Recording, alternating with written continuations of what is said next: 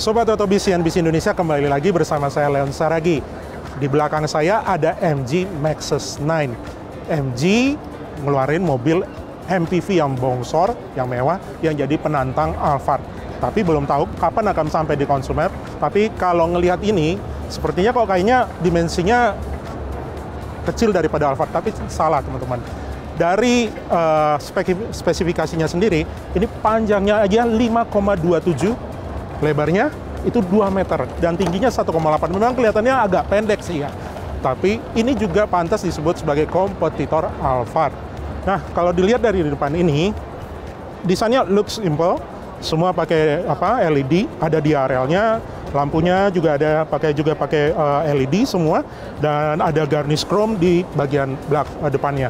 Kalau mungkin orang ngelihat ini seperti mobil apa, mungkin sobat otomotif CNBC Indonesia bisa nebak. Kita langsung ke sampingnya.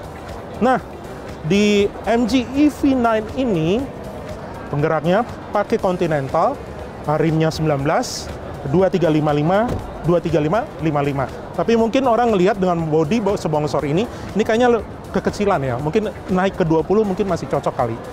Di sini juga ini kosong, tapi kalau di luar ini ada sensornya. Jadi orang bisa nyetir sendiri dan otomatis. Tapi semoga sih kalau yang masuk di Indonesia ini mungkin akan ada sensornya.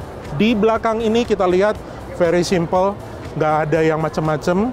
Desainnya memang simple tapi kelihatan mewah. Bedanya dengan Alphard, kalau Alphard ini garis chrome-nya itu di sini. Tapi kalau di MG ini dari belakang. Wheelbase-nya lebih besar, 3,2, makanya kelihatan nih di jendela belakang ini kelihatan lebih gede. Seperti apa dalamnya nanti kita bisa lihat ya teman-teman. Nah, di sini juga baterainya, nah kita ngeliat baterainya itu 90 kWh, bisa jarak Jakarta sampai Solo 540 km, ada AC dan ada DC. Ngecas yang cepat dari 20 ke 80% itu bisa hanya dalam 36 menit. Jadi ya kita nggak tahu ya mobil ini emang bisa buat dibawa mudik atau buat jalan jauh, tapi mostly biasanya dibawa sama ibu-ibu pejabat atau ibu-ibu yang pengen arisan. Biasanya jarak dekat ya, di daerah Jakarta atau Jabodetabek. Tapi mungkin kalau siapa tahu yang mau balik ke Solo, ini bisa nih, sampai Jakarta, Solo. Kita langsung ke belakangnya. Nah, ini yang sering, nggak tahu kenapa ya, ini menjadi tren. Sering banget ini lampu-lampunya, jadi ini, beberapa mobil, coba Sobat Otobis lihat, lampu belakangnya itu sering ke bawah gitu. Ini semua full LED, semua, dan dia ada 2 kamera di belakang. Ini sebenarnya kalau ada remote-nya nih, ini bisa dibuka secara langsung ini power tailgate-nya. Tapi sih ini sudah elektrik, dan kita bisa lihat di belakang ini ya space bagasinya cuma segini aja. Dan yang agak sayang sih ya, beda dengan Alphard ini teman-teman, dia nggak rata dan nggak ada storage di sini. Kenapa? Karena ini pakai baterai. Jadi ada plus minusnya. Dan cara menarik ini, bagasinya seperti ini. Cara menarik kursi belakang, nah, Anda dapat bagasi yang lebih besar untuk naruh apapun juga. Satu lagi, ini lumayan ya, nariknya nggak terlalu berat. Ini bisa sampai geser, seperti ini. Tapi apakah kita bisa muat? Badan yang sehat seperti saya ini bisa muat? Nanti kita lihat bagaimana di dalamnya. Nah teman-teman, satu lagi nih. Sebelah sini saya lihat ada storage, dan di sini ada subwoofernya. Jadi sudah ada subwoofer, tapi di sini mungkin kayaknya akan ada toolkit yang dimasukin di sini di MG Maxus 9. Ya bahan-bahannya semua nih rata-rata plastik ya. Ada LED, ada soket dan segala macam. Ini sih untuk bagian eksterior dari Maxus MG9. Seperti kita ketahui, Maxus 9 ini sebenarnya satu grup dengan SAIC, dengan MG, tapi MG sendiri yang akan membawa Maxus 9 ke Indonesia.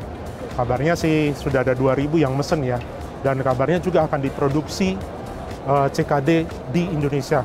Nggak tahu, mungkin harganya akan jadi berapa, apakah akan menjadi penantang Alphard di 1,6 sampai 1,8, tapi kabar-kabarnya nih, kalau di Thailand, itu range harganya 1 sampai 1,2 M. Oke? Eksterior sudah, kita akan ke interior.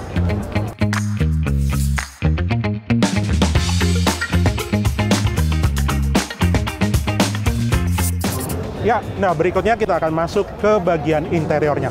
Kita masuk ya, seperti apa di belakang kemudi.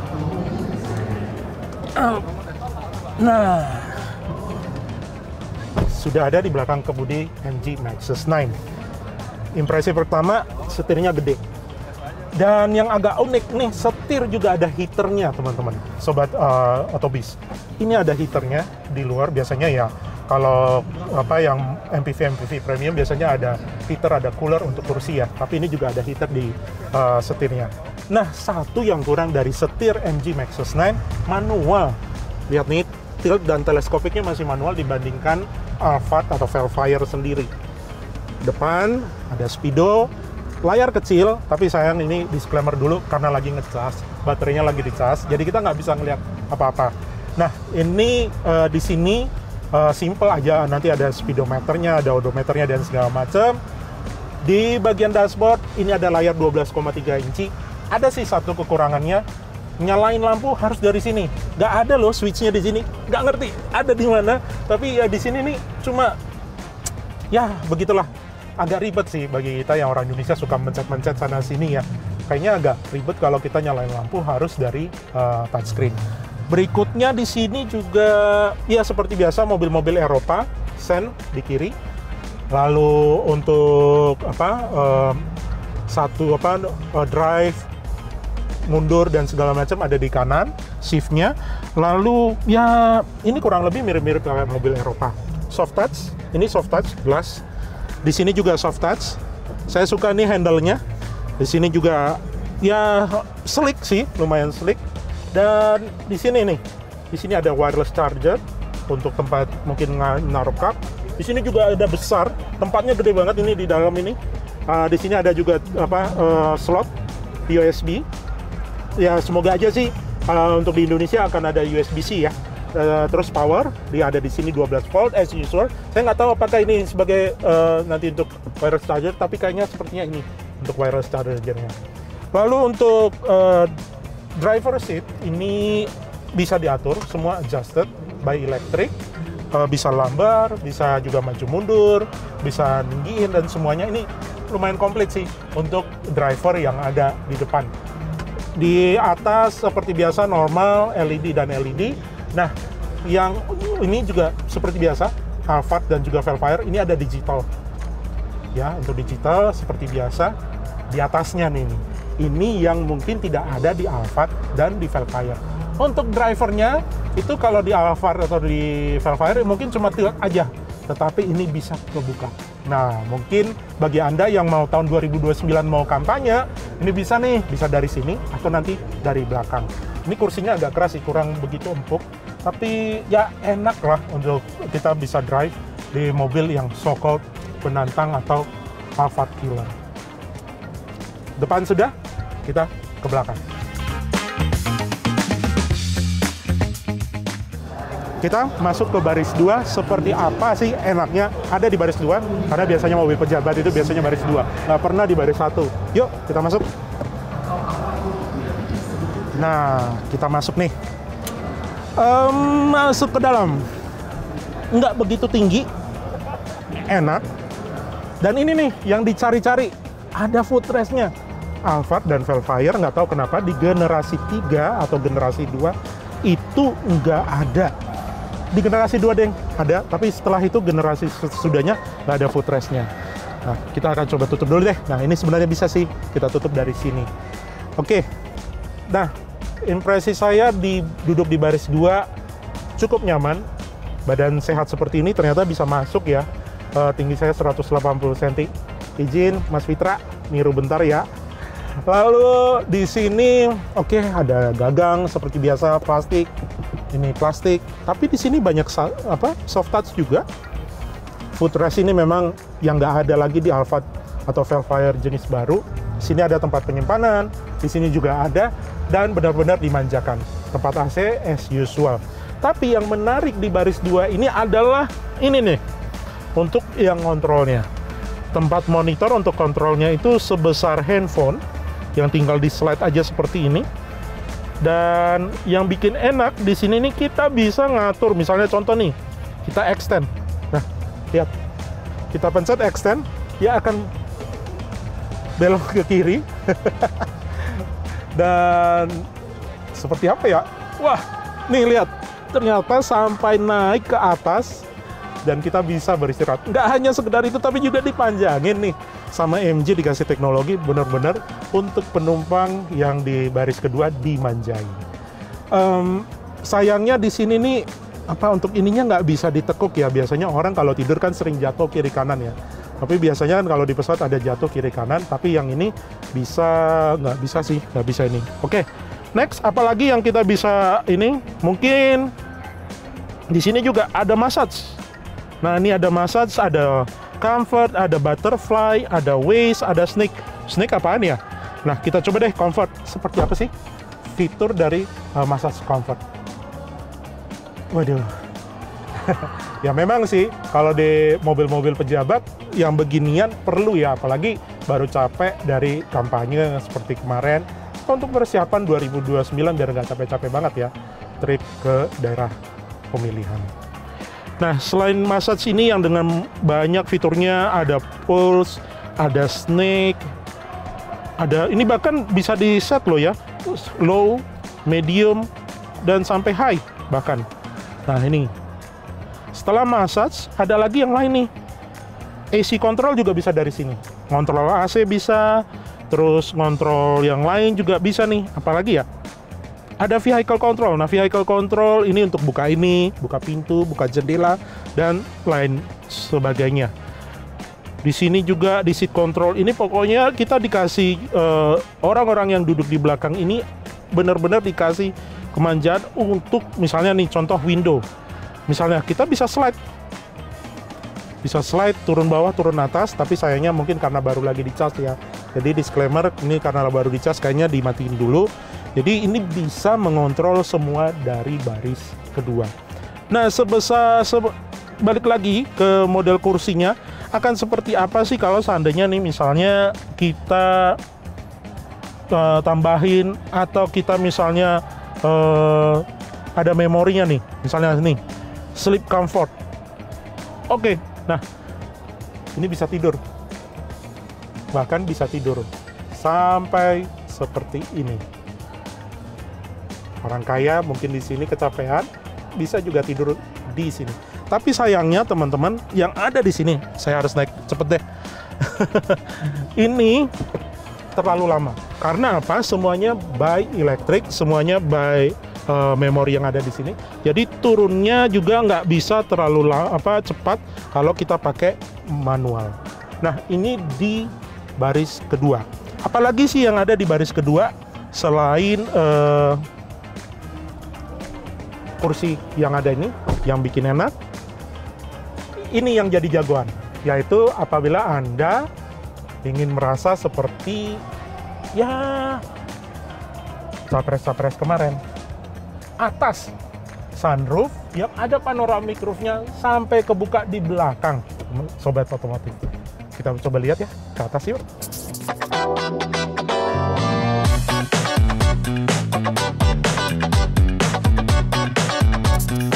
Nah, ini panoramiknya cukup besar, bahkan sampai belakang, dan ini mungkin bisa digunakan untuk modal Anda kampanye di 2029. Muat?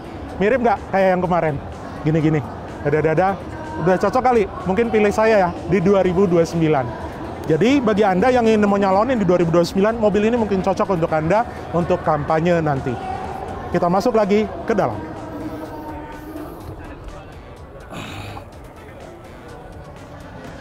Oke, balik lagi ke dalam.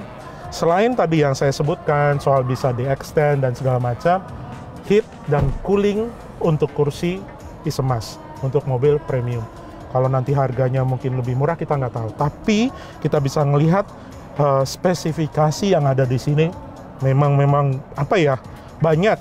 Hanya satu kekurangannya, semua sudah otomatis atau ya by touchscreen yang ada di sini yang bikin kita ya sedikit harus sabar sih. Oh ya, satu lagi di sini juga ada tempat untuk cup, dan ada lagi nih yang masih komplit yang belum saya review tadinya. Nih teman-teman, lihat ada scenario center, ada summer cool, execution in progress, saya nggak tahu nih apa, mungkin winter warm, Rest moment. Nah, rest ini seperti apa? Mungkin dia akan model kita akan beneran tidur seperti itu. Tapi karena ini lagi-lagi disclaimer karena mobilnya lagi dicas sehingga kita nggak bisa execute beberapa fitur yang ada di sini. Nah, di sini ada sleep comfort yang seperti saya sampaikan tadi. Lalu ada di sini AC control, kita bisa kontrol AC. Lalu yang ada di sini juga ada vehicle control untuk buka nih, misalnya contoh jendela yang ada di sini, ini bisa dinaikin, diturunin gitu. Nah, seperti itu. Atau yang ada di sana, kita bisa nurunin atau naikin jendela. Nah, yang jadi kelebihan di jendela tengah tidak seperti Alphard atau Vellfire, ini bukanya full.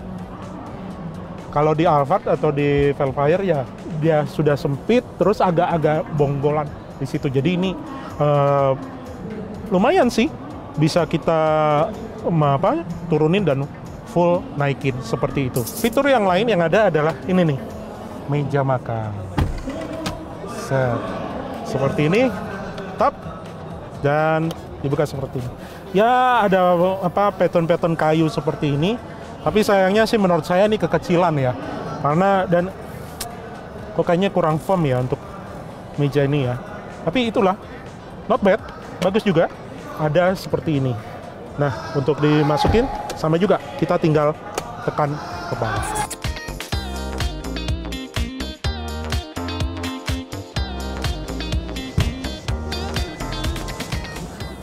Nah, gimana rasanya keluar dari mobil pejabat?